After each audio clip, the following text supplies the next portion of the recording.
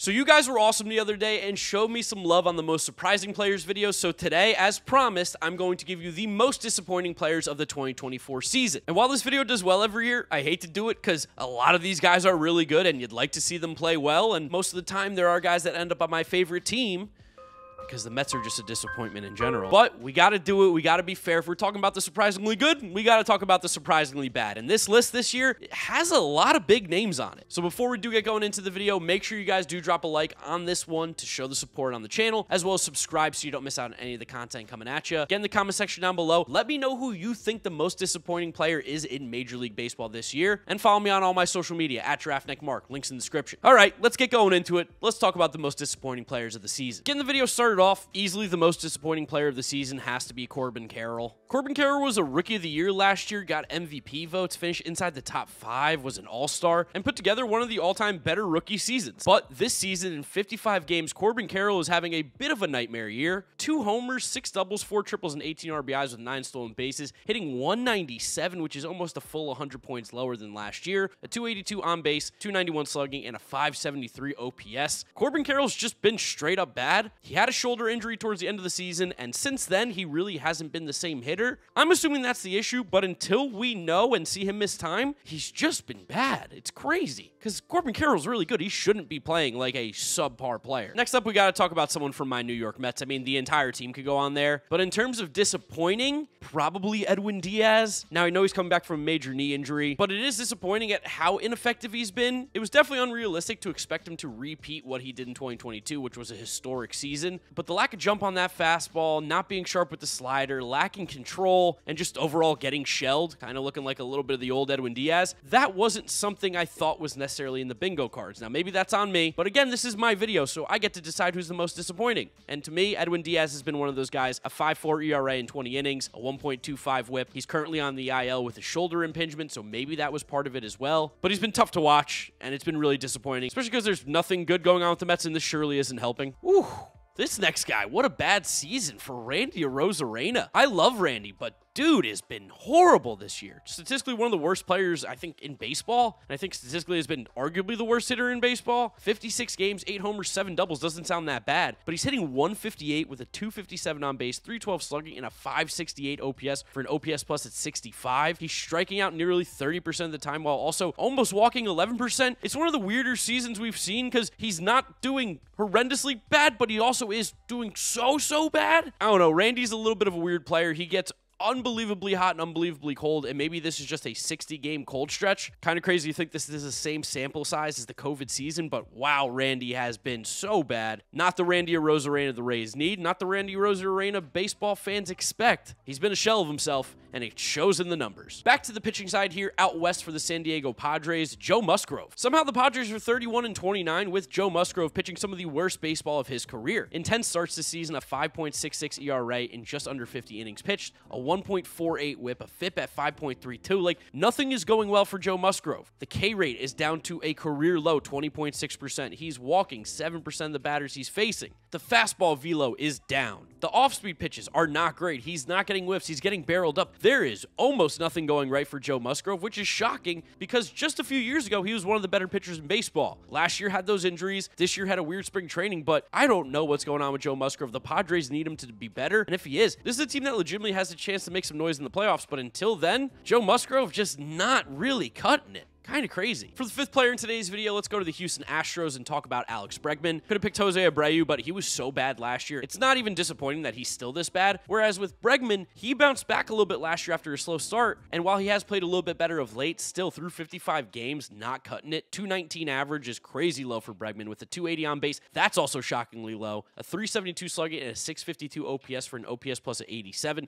13% worse than league average. Still has 7 homers, still has 10 doubles, 26 RBIs. Like, the counting numbers aren't really that bad, but even the peripherals for Bregman right now are looking a little bit sketchy. The barrel rate is down. He's not walking as much. While he's still not striking out and still not chasing and actually playing a pretty good third base, they need more from him at the plate. This is a Houston Astros team that is trying to fight its way back into some playoff position. Still early in the year, still a lot of time for Bregman to bounce back, but yikes, this is now the 2nd season in a row we've seen a slow start. In a contract year for Bregman, couldn't be worse timing. Gotta be the most disappointing pitcher in all of Major League Baseball, the 2023 Cy Young Award winner Blake Snell. Yeah, Snell has been atrocious for the Giants. He's made 5 starts, only thrown 19 innings, has a 10.42 ERA, a whip at just 2 flat. Nothing is going well for Blake Snell. It's crazy. It's almost like you might need a spring training to be ready for the real thing. Couple Scott Boras clients making their way onto today's video. Blake Snell definitely being one of them. I mean, God. A barrel rate at 11.5% is crazy high. This is a guy who won the Cy Young Award last year and is pitching like one of the worst pitchers in Major League Baseball. He can't even get to 5 innings. I don't think Blake Snell is lost. I don't think he's done for. I really do think it's because he didn't have a spring training, because Scott Boras and him did a bad job at getting an appropriate contract this offseason. But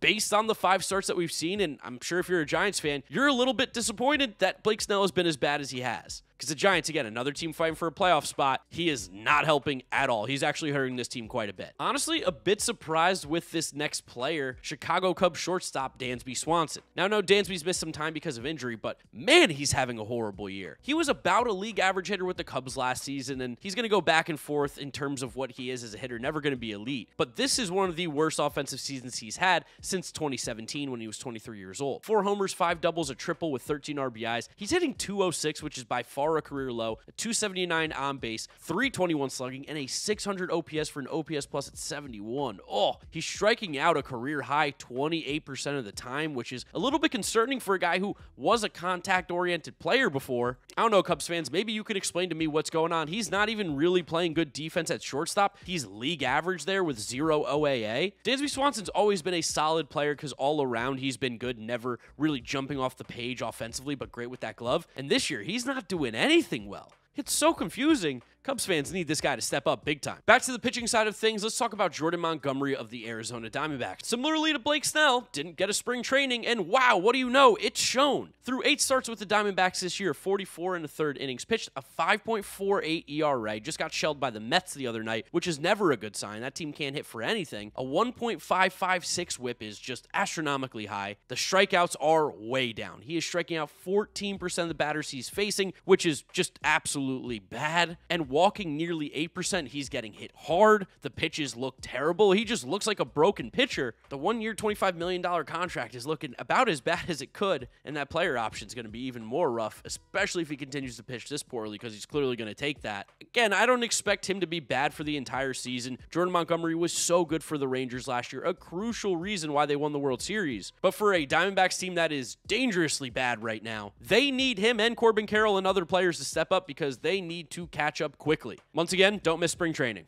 Tough for Jordan Montgomery. Got a few more players to go through here. This guy actually just got sent down a couple weeks ago. That's going to be James Outman of the Los Angeles Dodgers. Outman has not been in the majors since May 16th, and there's a good reason. After finishing 3rd in the Rookie of the Year last year, Outman is having probably the most nightmare start to a season a player could have. 36 games, 3 homers, 4 doubles, 10 RBIs with a 147 average, 250 on base, 266 slugging for an OPS at 516. That's an OPS plus at 48. Now, it was always in the realm of possibility that James Outman was going to regress. There were some things in his game last year that really weren't sustainable. But for him to be rocking a 32% K rate with a 32% whiff rate and not hitting the ball hard and not barreling the ball, that is concerning. I mean, the guy has, 16 hits on the season through his first 40 games, basically. Sending him down was the right decision. Let him get his head straight, work on some things. I don't think he's a lost cause by any means. But if you were a Dodgers fan, you were hoping that James Outman was going to be a big part of this team this year, really help strengthen that bottom of the order. And he's currently not even on the roster. That's a big disappointment. For the last disappointing player that I'm going to tell you about today before I hand it off to my editor Cole for his last guy, let me talk to you about Spencer Torkelson. The former #1 overall pick is doing it again, and it's not the good thing. He's playing horrendously to start the season. I don't know what it is. Maybe because it's cold in Detroit. I know it's not a hitter-friendly ballpark, especially early in the year, but Torkelson is just not cutting it at first base again for the 3rd straight season.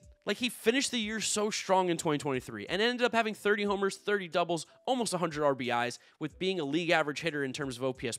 That was a positive from where Torkelson had been the year before and how he started the season. but he's starting slow again through 53 games, 4 homers. You do see the 15 doubles, which is a little bit exciting at least. I don't know. This is so weird. Torkelson, statistically value-wise, has been one of the worst players in the league, a negative 1.1 WAR, and that's because of the slash line too, a 205 average, 271 on base, 337 slugging with a 608 OPS for an OPS plus at 72. I was originally going to put Julio Rodriguez here, but J-Rod's at least playing elite defense, and we know he's a historically slow starter every single year. And maybe Torkelson is too, but even the peripheral numbers, bad. Like the average exit velo, bad. The swing decisions, while he's not chasing much, he's not barreling up balls at all. A 4.6% barrel rate is concerningly low. He's hitting the ball on the ground a ton, or he's popping it up. I don't really know what's going on with Torkelson. Again, he's such a good hitter, so I expect him to figure this out, and maybe this is just a Detroit thing. Maybe it's because it's the beginning of the year, but this is now becoming an actual problem, especially because he's been dog water at first base. Hey guys, your favorite touring musician / baseball YouTuber is back, and if we're talking most disappointing players, then I have to look at my Atlanta Braves. Unfortunately, I have a few players to choose from, but I'm going to go with Michael Harris II, Money Mike, who is currently rocking an 89 OPS+. Going into the season, there were some rumblings that he could be a dark horse MVP candidate, but unfortunately, he just cannot stop chasing pitches out of the zone. His 45% chase rate is among the worst in the league, and even though he is making a ton of contact, the results are a ton of weakly hit ground balls. When he's right, you see him hitting to all fields with authority, but right now he is pulling a ton of ground balls towards the second baseman. The result at the time of recording has been a 256 batting average with a 297 OBP and a 367 slugging percentage, all career lows. Until he gets back on track, I am going to have to start referring to him as Barter Mike. So there they are, the most disappointing players for the 2024 season. I'd love to know who you think is the most disappointing down in the comment section below. Don't forget to drop a like on the video if you enjoyed it, as well as subscribe to the channel so you don't miss out on anything I'm doing over here. Follow me on all my social media, GiraffeNeckMarc. Links are in the description. And make sure you go check out my editor Cole's channel, No More Fielders, link as well in the description. You guys will probably start to notice a little more active on the channel over these next week or so. Your boy's been putting in the work. Currently in Scotland, heading to London, getting ready for the London series with the Mets and the Phillies. So if you're going to be out there, make sure you say what's up to me if you see me. But if not, enjoy the videos. Thank you guys for watching. You know the drill from here on out. YouTube recommends you watch this video. This is my most recent upload, so click through those if you have not yet seen them. Thank you guys so much, and I'll catch you all on the next video. Bye.